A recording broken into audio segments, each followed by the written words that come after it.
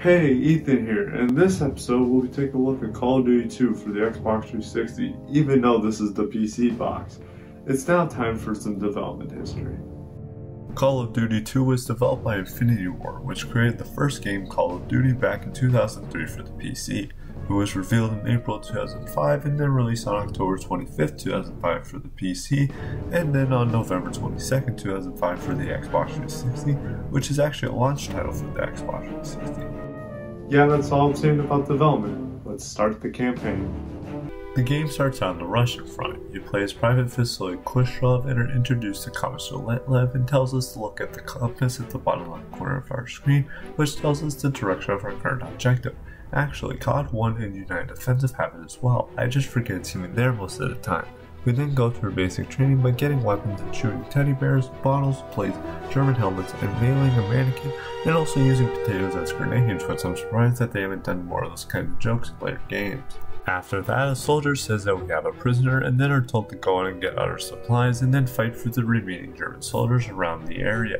Next up, we fight for the streets of Stalingrad and reach a building with German soldiers charging at us, and then ends with us playing explosives and watching a German-controlled building come crashing down. After that, we travel through various buildings throughout Stalingrad to repair a telephone wire while taking out German soldiers and blowing up tanks along the way. The next mission starts off having us walk through suspended pipes near a train yard, and then has us explode various objects and take out many German-controlled areas around the train yard throughout the mission. The next mission up has us go through many streets of Stalingrad, taking back control of the area. The last mission of the Russian campaign has you snipe various waves of German counterattacks while also not letting the Germans get inside the building you're defending. You do this until the Germans retreat, and that is the Russian campaign.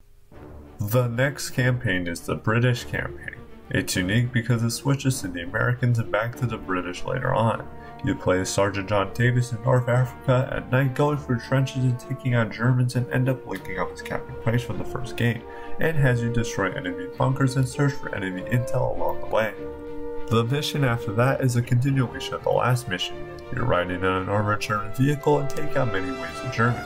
And at the end of the mission, use binoculars to take out incoming German tanks by placing flares on them for airstrikes. The next mission has us go through various German tunnels within the desert, taking out German soldiers along the way to reach the German outpost area with a radio at the end. The mission after that has us go into a town surrounded by Germans, and the objective is to fight our way through while contacting reinforcements, picking up enemy documents, and then regrouping with Captain Price at the end. The next two missions are tank missions. To sum it up, you take out enemy tanks, and in the second, blow up artillery guns. The next mission starts out with you, Captain Price, and Private McGregor defending a building from incoming Germans. You then steal an armored German vehicle until it explodes, and then ends with you defending the area with other British soldiers. The next mission up has us riding on tanks and advance through a small town by taking out Germans and artillery guns until the end of the mission. And the last mission starts out like this. No! Stop asking and watch for Jerry's!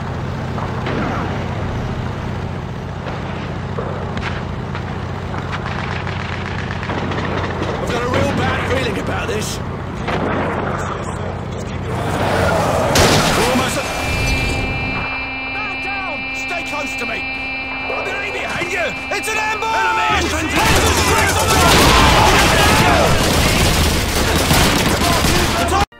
And for the rest of the mission, you just fight your way through and use an artillery gun to shoot down enemy planes. And that is the British campaign for now. Next up is the American campaign. It takes place on D-Day during the lesser-known Battle of Pointe du Hoc. Let me show you. 30 seconds, Yanks! Got me with you! Hey, Brayburn, you look like you're gonna puke. You know what, Danny? Why don't you just... Dog Company, listen up! Men on the beaches are counting on us to take out the coastal guns on those cliffs! Move fast, get topside, and get the job done!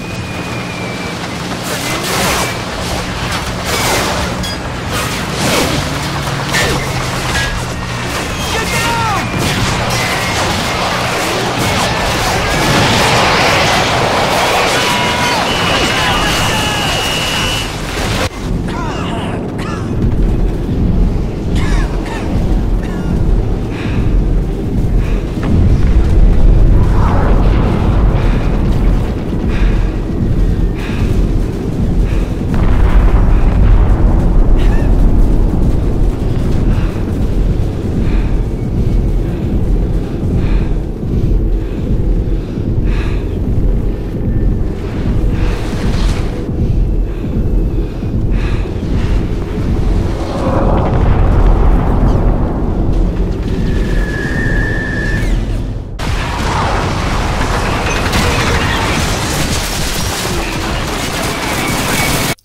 After that happens, we climb the cliff with these ropes, and then go through trenches and bunkers until we reach a small town, and then regroup with Sergeant Randall to go explode these big coastal guns. The mission then ends with us taking out the remaining German soldiers, and then regroup with Sergeant Randall again. The next mission after that has us defend the area near the small town from the last mission. We then go back to the small town and then back to the area near the cliff and wait until reinforcements arrive. Then President FDR speaks on the victory screen. Only windswept point on the northern shore of France. At dawn on the morning of the 6th of June, 1944, the Rangers looked up and saw the enemy soldiers at the edge of the cliffs shooting down at them with machine guns and throwing grenades. And the American Rangers began to climb. They shot rope ladders over the face of these cliffs and began to pull themselves up. When one Ranger fell, another would take his place. When one rope was cut, a Ranger would grab another and begin his climb again. They climbed, shot back, and held their footing.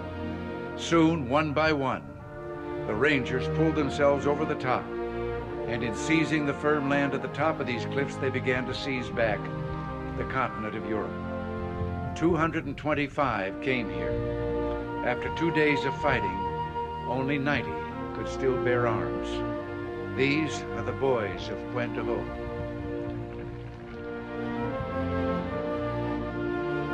After that, we regroup with Sergeant Randall again and proceed to a field, but then we get some funny dialogue between the American soldiers. Brayburn, I'm running out 30 pounds! I got problems of my own!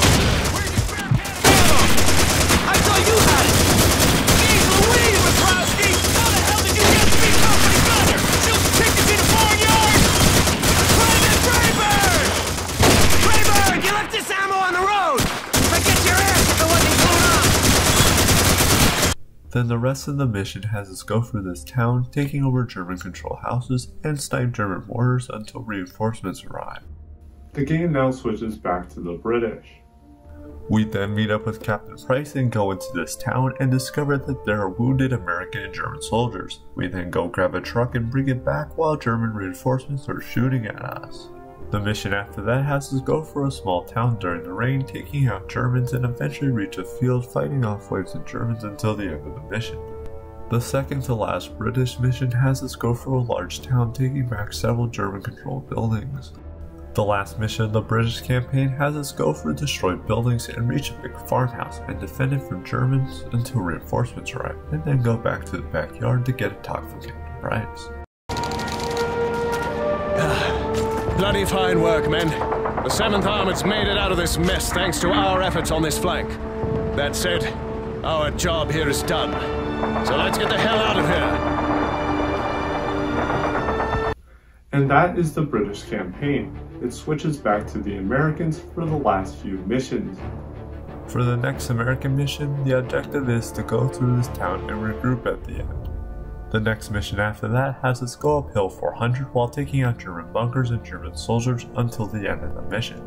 The second to last mission is a continuation of the last. You basically just defend a hill 400 through several waves of German attacks until reinforcements arrive.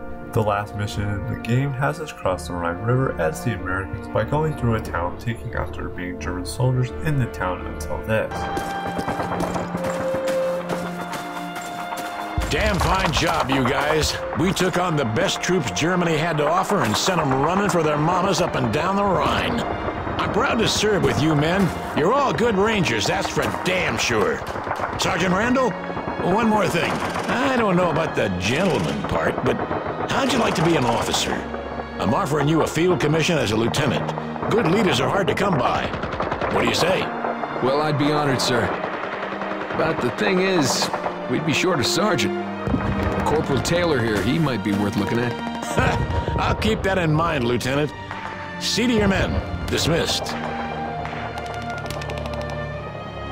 And that is Call of Duty 2's campaign. Time for the gameplay and graphics. The gameplay hasn't changed much since the last 2 games, and doesn't have sprinting like United Offensive, but the biggest change to the gameplay is how health works. Instead of picking up health packs like in the last 2 games, you just regain health by hiding behind cover or just getting away from enemies in time. It's been like this in every COD game since. The graphics are well improved, making the series jump to HD resolution with the new engine allowing for new particle, lighting, and weather effects, and the game also runs at 720p at mostly 60 FPS on Xbox 360. The game does have multiplayer, but like I said in the previous episode, it's really hard to find a match nowadays for the older COD games, but matches can allow up to 64 players on PC and up to 8 on Xbox. And that is Call of Duty 2, a game that should be only played for the campaign nowadays and not much else, but it certainly did help Call of Duty become what it is today, and it feels like the first true COD sequel. And I just have one last thing to say. This game is as old as I am,